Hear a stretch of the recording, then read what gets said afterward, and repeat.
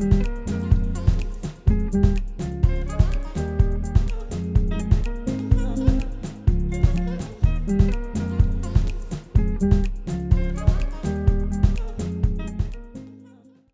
à tous et bienvenue à Je me tiens à la porte. Nous arrivons à la fin de cette longue série consacrée à la prière. Et pour illustrer ce thème de la prière, j'ai utilisé une des plus belles prières qui se trouve dans la Bible, celle que Jésus lui-même nous a enseignée. Et je vous invite à regarder les vidéos où j'ai commenté les paroles de Jésus dans cette prière. Donc là, nous arrivons à la conclusion. En plus des enseignements que je vous ai donnés dans ces vidéos, j'aimerais terminer en vous donnant des conseils pratiques sur comment prier. Mais permettez-moi d'abord de dire quelques mots sur la dernière parole, la conclusion en quelque sorte de cette prière.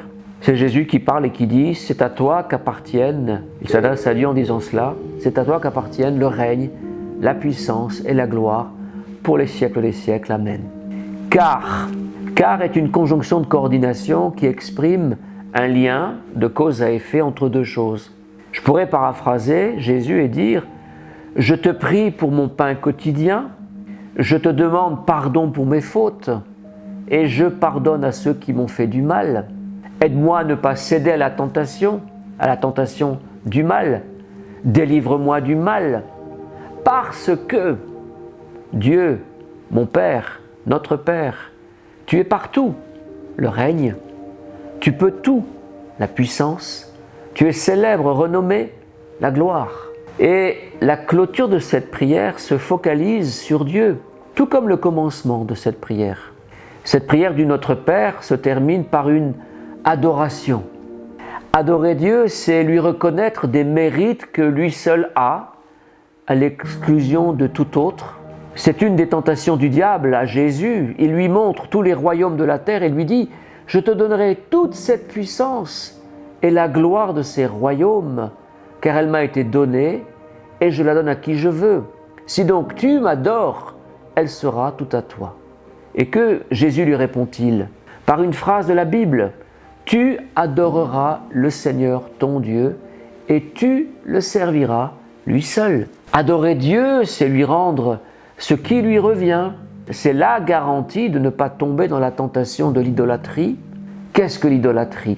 L'idolâtrie, c'est usurper ce qui revient à Dieu et le donner aux hommes ou à Satan, qui en profite pour tenir les gens en esclavage.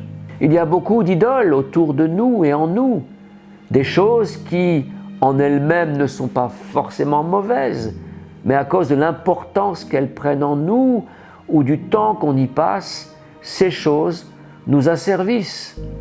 L'argent, plus précisément l'amour de l'argent, ou la cupidité, le sport, le travail, le sexe, le matérialisme, le pouvoir, le jeu, etc.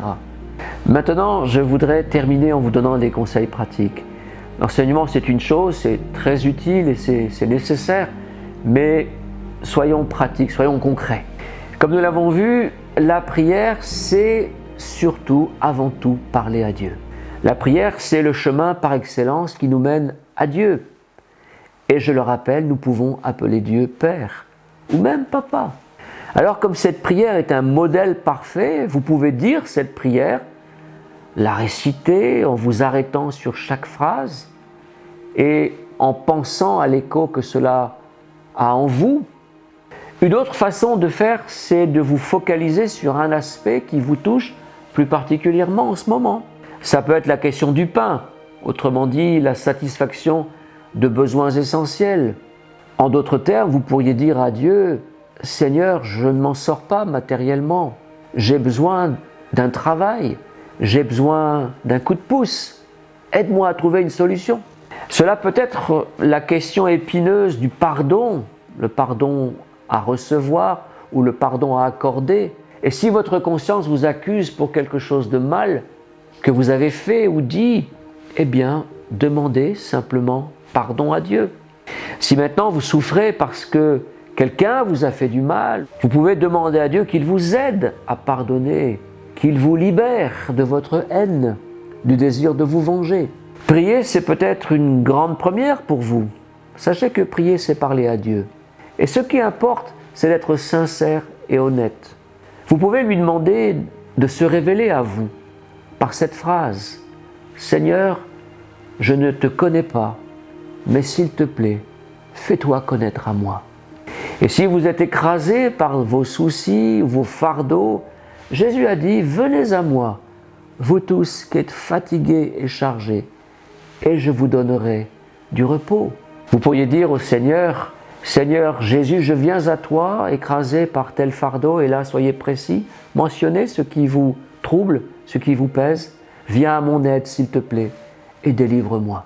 Maintenant, si vous vous sentez indigne de vous approcher de Dieu, d'abord dites-vous bien que personne ne peut faire valoir ses mérites, ses bonnes œuvres ou ses qualités pour s'approcher de Dieu. Jésus est le seul intermédiaire valable entre Dieu et les hommes. Il est le chemin. Et donc si vous passez par Jésus, vous avez toutes les chances d'être entendu par Dieu. Il n'y a pas de péché ou des fautes que Dieu ne puisse pardonner si vous lui demandez sincèrement pardon. Alors vous pourriez lui dire ce genre de phrase: Seigneur, j'ai commis telle chose qui n'est pas bien, pas juste, et vous mentionnez cette faute.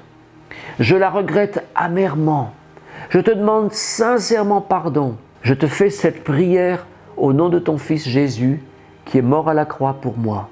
Voilà, j'en termine là avec ce sujet de la prière, en espérant que cela vous a aidé à découvrir ou à redécouvrir ce moyen de communiquer avec Dieu. Et je voudrais vous laisser avec un dernier verset qui dit: personne ne peut plaire à Dieu s'il ne croit pas. Celui qui s'approche de Dieu doit croire ceci: Dieu existe et il récompense ceux qui le cherchent. Je vous remercie pour votre écoute. Je vous dis à très bientôt. N'oubliez pas, si vous le souhaitez, de commenter ces vidéos, de vous abonner si ce n'est pas déjà fait, d'en parler à d'autres. Et je vous dis à très bientôt sur une nouvelle série que j'ai intitulée Bible, mode d'emploi. À nous revoir, que Dieu vous bénisse.